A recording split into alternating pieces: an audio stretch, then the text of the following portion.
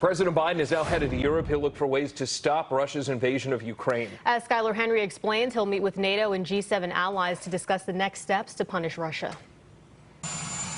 President Biden departed the White House for Brussels this morning to meet with European allies.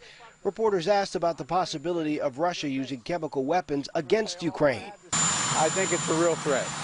Thank you. NATO and G7 leaders are expected to discuss how to put even more pressure on Russia to end its war in Ukraine.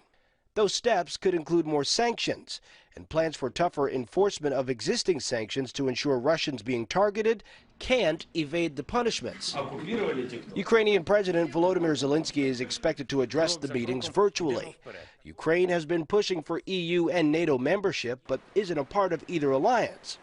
President Biden will also visit Poland, in part to thank its leaders and people for taking in millions of Ukrainian refugees. In Ukraine, Russia is still inflicting heavy damage from the air. This residential neighborhood in Kyiv was hit Wednesday. It seems like not rocket, because if it rocket, it's more damage. I don't know. It was many bombs.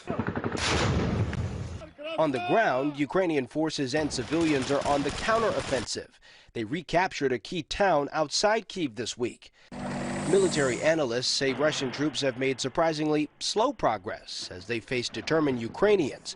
This man has a hunting rifle at the ready. I'll show you. And a supply of homemade Molotov cocktails. Many Ukrainians are not willing to give up an inch of their homeland without a fight. Skylar Henry, CBS News, the White House.